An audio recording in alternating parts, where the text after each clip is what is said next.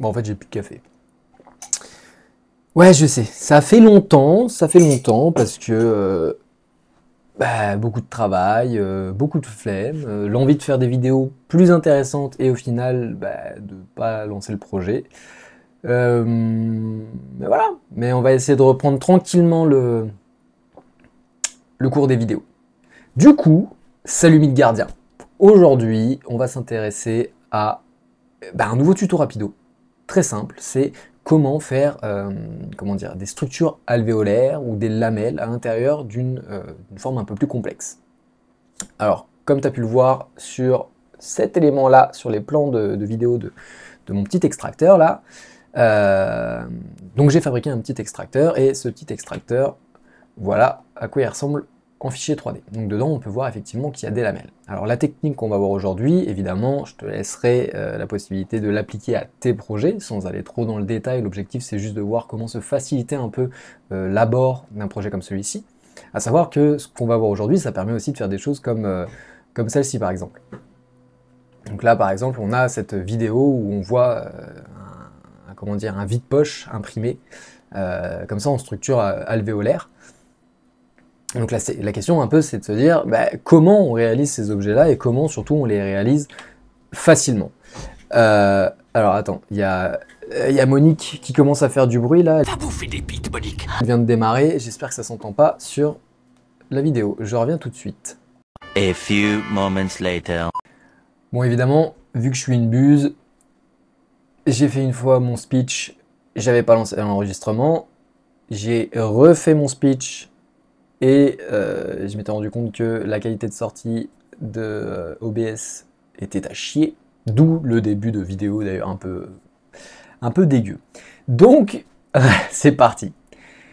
On parlait de ce petit extracteur et de comment faire ce système de lamelles. Encore une fois, l'objectif, c'est pas d'aller dans le détail, donc on va pas s'embêter. Là, je vais simplement faire une forme entre grands guillemets complexe dans laquelle on va venir faire des lamelles. Donc je vais simplement faire, hop, une première esquisse avec un rectangle, ok. Je vais créer un plan de décalage par rapport à cet élément, hop. Sur ce plan de décalage, je vais venir faire, imaginons, un simple cercle. Allez, on va faire quelque chose qui vient se placer à peu près comme ça, ce sera pas mal. Hop. Ça me plaît bien, voilà. On termine l'esquisse. Je vais déjà faire une première extrusion de cet élément-là, disons sur 10 mm. Une extrusion de celui-ci sur 20 mm. Encore une fois, les cotes, on s'en fout. L'objectif, c'est juste d'avoir nos éléments. Et entre les deux, maintenant, il va falloir que je fasse mon lissage. Avant de faire mon lissage, je vais déjà faire une chose, c'est que je vais vraiment chercher à rendre mon objet un peu plus complexe. D'ailleurs, pour ce faire, ici, je vais faire une extrusion un peu plus importante. Hop, comme ça. Voilà. Bien. Donc on va rajouter ici, imaginons un petit congé, hop, ok, on va rajouter des petits chanfreins, par exemple ici et là, vraiment histoire de commencer à, hop, reviens là toi, histoire d'avoir quelque chose d'un peu plus complexe comme je disais, donc, ok, ça me plaît bien. Entre les deux, je vais aller chercher mon outil de lissage, donc on va sélectionner la face du dessus ici, la face du dessous là, et il m'a bien fait le lissage entre les deux. Chose qui me déplaît souvent un peu avec le lissage, c'est cette manière qu'il a de faire les choses de manière très anguleuse. C'est vraiment de but en blanc, c'est entre les deux. On a la possibilité de faire des lissages tangents, et ça, j'aime beaucoup plus. Pour ce faire, rien de plus simple, on va ici où c'est marqué connecter, et à la place de connecter, on vient chercher tangence. Hop. Voilà, là on est mieux. Là c'est beau, la courbe cherche à suivre justement l'arrivée de l'arête. Ok.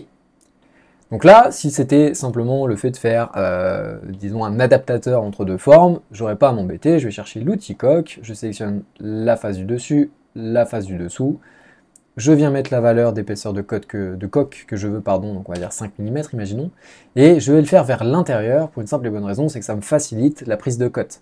C'est que quand j'ai fait mes esquisses, je mets directement les cotes extérieures, comme ça, je ne m'embête pas. Évidemment, tout dépend de où vous allez positionner vos éléments. Mais c'est pas le sujet de la vidéo. Donc là, on voit que voilà, c'est bien traversant, j'ai bien un adaptateur qui est fait entre les deux. Mais j'ai pas mes lamelles, et les faire à partir de ça, ça va être compliqué. En revanche, si je viens à retirer mon outil coque, et que je viens à dupliquer mon corps, donc hop, CTRL-C, CTRL-V, je ne m'embête pas besoin de faire plus, Je vais masquer le corps d'origine et c'est grâce à celui-ci que je vais pouvoir faire mes lamelles. Alors, pour une forme comme celle-ci, je pourrais déjà aborder les choses de manière simple. Je vais créer une esquisse hop, en vue du dessus sur un de mes plans d'origine. Je vais chercher hop, un simple rectangle comme celui-ci. La seule chose qui va compter en réalité, c'est que le rectangle soit plus grand que ma structure et qu'il ait une épaisseur qui soit pertinente. Compte tenu du fait qu'il est amené à être imprimé en 3D, je vais faire en sorte que les lamelles ne fassent que la taille d'un aller-retour de buse. Ma buse fait 0,4 mm, 0,4 x 2, 0,8. Ok. Une fois fait, alors encore une fois, je ne vais pas dans le détail, je m'embête pas trop, je vais le positionner à peu près ici en anticipant le fait que je vais avoir 5 mm de coque.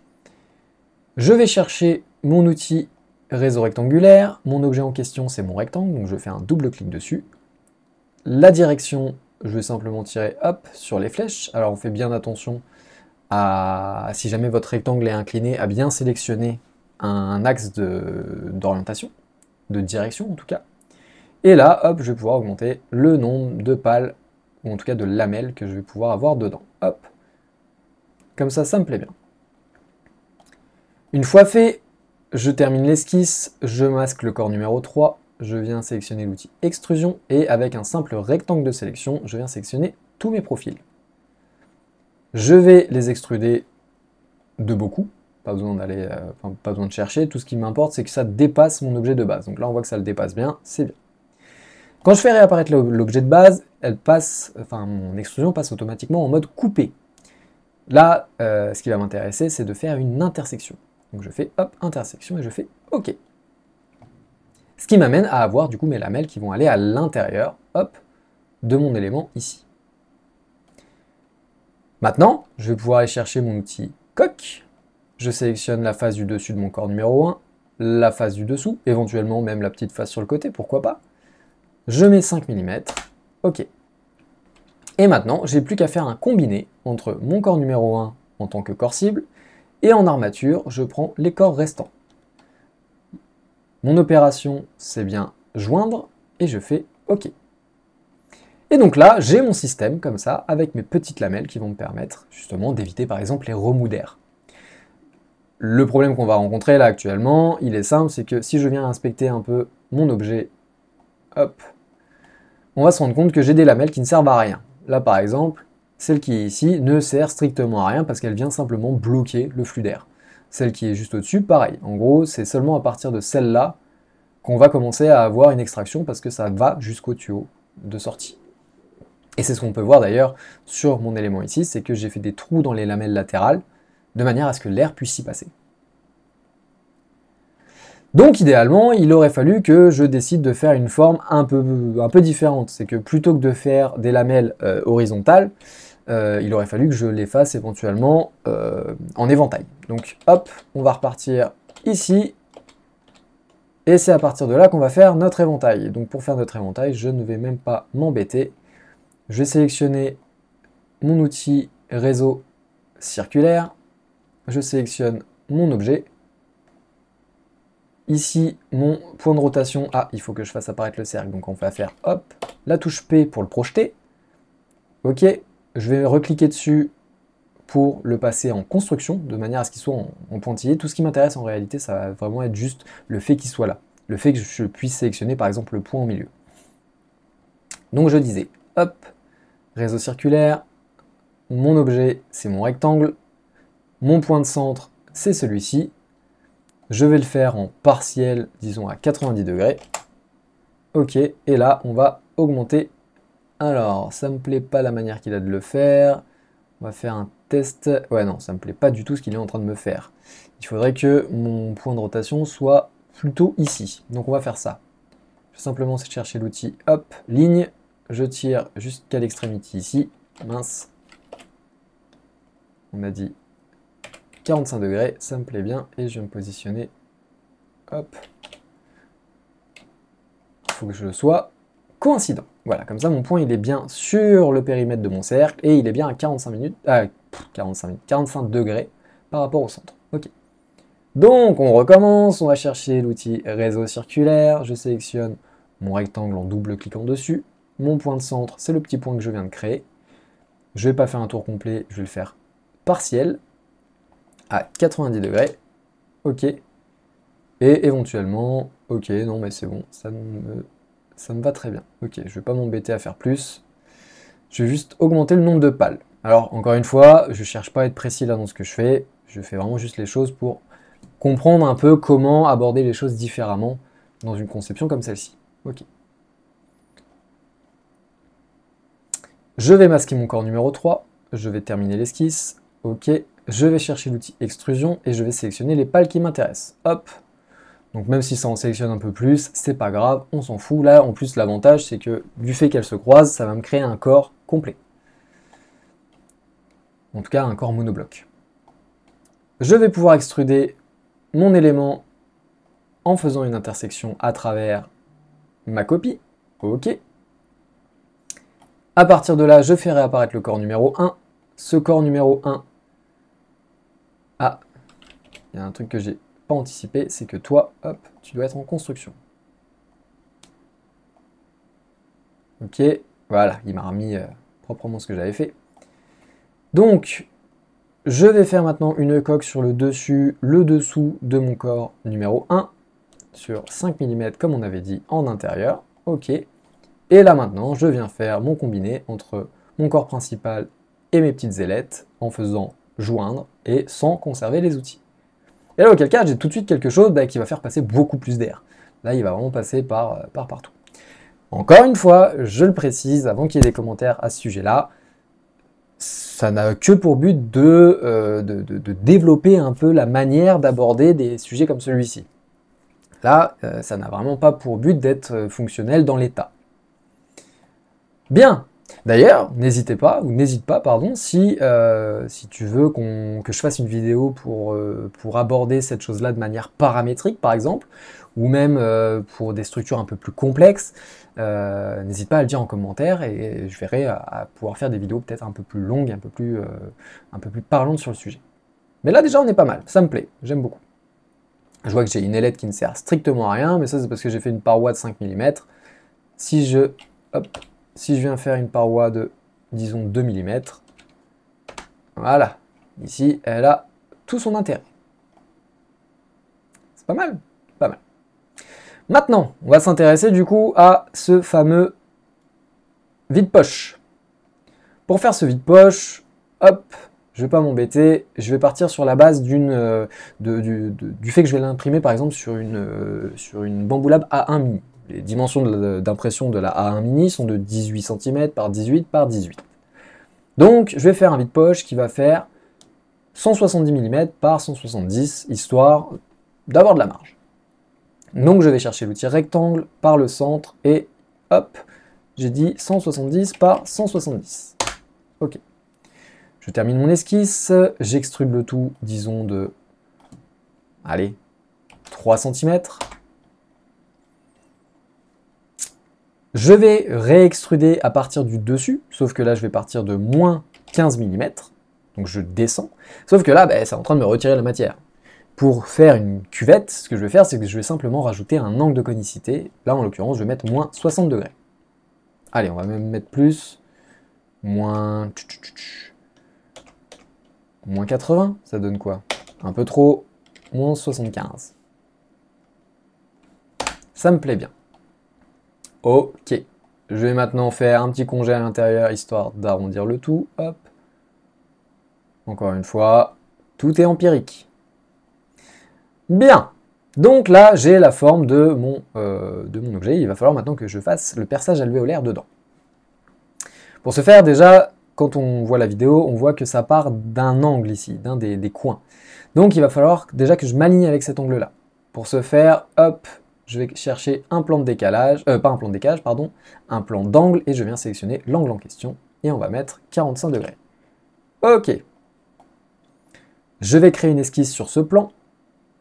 Je vais faire une simple ligne, comme ça, verticale, et pour les puristes, on peut demander à ce que cette ligne verticale, hop, soit que l'angle ici soit au milieu de cette ligne. Donc pour ce faire, on va simplement chercher la contrainte milieu.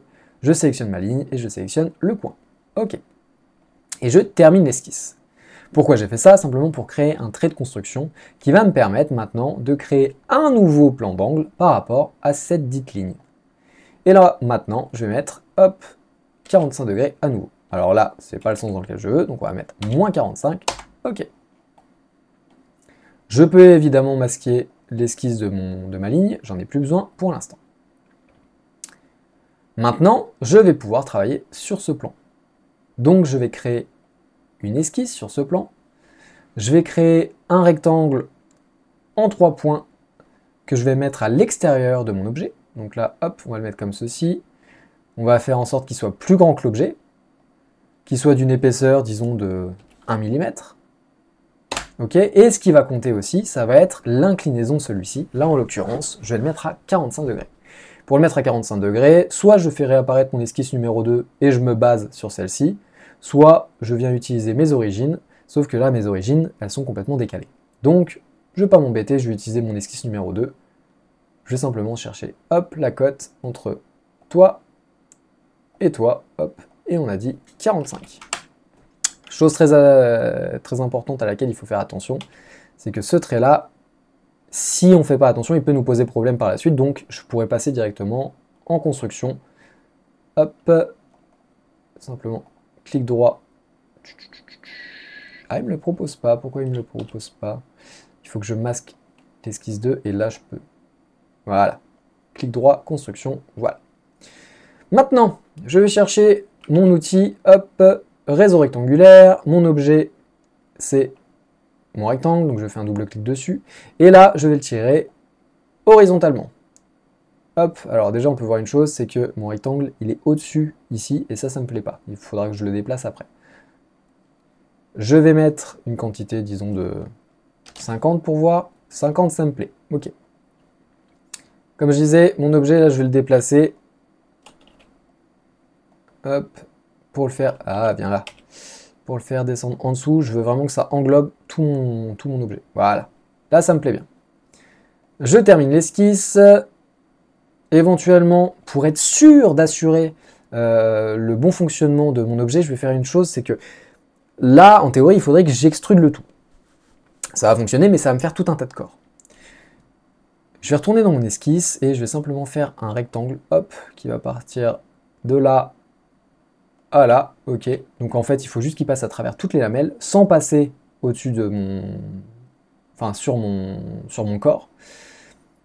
Pourquoi? Simplement parce que là, je vais masquer les corps, je vais aller chercher l'outil extrusion, je vais faire un grand rectangle de sélection ici, et je vais extruder le tout, hop. Donc là, je vais faire... Bah, je vais juste faire OK. Je sais qu'il existe, c'est juste que là, il ne me l'a pas fait apparaître parce que j'ai masqué le dossier corps complet. Donc là, hop, si je fais réapparaître le dossier corps, on voit que j'ai mon objet qui s'est fait et qu'il est venu se croiser à mon corps de base. Alors pourquoi j'ai fait ça? Pourquoi j'ai fait ce petit rectangle en haut? Simplement en fait pour qu'il n'y ait pas 18 corps qui se baladent. Là vraiment j'en ai que 2. J'ai masqué maintenant donc mon petit vide-poche qu'il y a dedans. Là ce que je vais faire maintenant c'est qu'il va falloir que je fasse une symétrie miroir de cet objet là, de manière à venir le croiser. Le problème étant c'est que je n'ai pas de plan de symétrie pour celui-ci actuellement. Il va falloir que j'en crée un. Pour le créer, je vais faire apparaître mes origines et par rapport à l'axe Z ici, je vais simplement faire de nouveau un plan d'angle. Hop, 45, alors en l'occurrence moins 45, ok. Maintenant, par rapport à ce plan d'angle, je vais pouvoir faire hop, une symétrie miroir de mon objet par rapport à ce dit plan. Alors, il ne veut pas aller me le chercher, on va aller chercher directement ici, hop, ok. Alors, la raison aussi pour laquelle j'ai fait un gros corps à la place d'en avoir plusieurs, c'est que ça facilite aussi les calculs du logiciel. Là, normalement, il ne devrait pas me mettre d'erreur, alors que si je les avais dissociés, potentiellement, il m'aurait mis une erreur. Hop, le calcul est fait, j'ai toujours que 2 corps. Parfait. Du coup, maintenant, il va me rester plus qu'une seule chose à faire. Comme d'habitude, je vais chercher mon outil combiné. Mon corps cible, c'est mon corps numéro 1. Mon armature, le corps numéro 2. Et là, en l'occurrence, alors là, forcément, ça va demander beaucoup de calculs. Hein, on est sur une structure qui nécessite pas mal de ressources. Allez, ne crache pas, s'il te plaît. On va le laisser bosser tranquille. Hein. Voilà. Ok. Alors potentiellement, il peut y avoir 2-3 petites aberrations liées au fait notamment que quand on va venir couper comme ça, il pourrait y avoir des tout petits morceaux qui se baladent en l'air. Alors évidemment, quand on veut faire quelque chose comme ça, en général, on pousse, on y réfléchit un peu plus avant. Après, là, encore une fois, ça a fonctionné. Il n'y a pas de souci en soi, ça me plaît bien. On va y regarder un peu ce que ça donne en rendu sans les arêtes visibles de tous les côtés. Et ben, ça me plaît plutôt bien. J'aurais peut-être dû mettre un angle un peu moins important pour passer à travers. Mais dans l'idée, on a ce qu'on voulait. Voilà Midgard, j'espère que cette vidéo te sera utile, que tu pourras l'appliquer à certains de tes projets. Si tu as besoin de plus de détails ou que je fasse une vidéo beaucoup plus détaillée sur comment construire toutes ces choses-là, je peux le faire, il n'y a pas de souci, dis-le en commentaire. Si pareil, tu voudrais que j'aborde ces sujets-là en paramétrique, je pourrais peut-être faire une vidéo beaucoup plus conséquente et sortir un peu du tuto rapido. Et puis voilà, dans tous les cas, je te souhaite une bonne continuation, une bonne journée, et puis à très vite, ciao.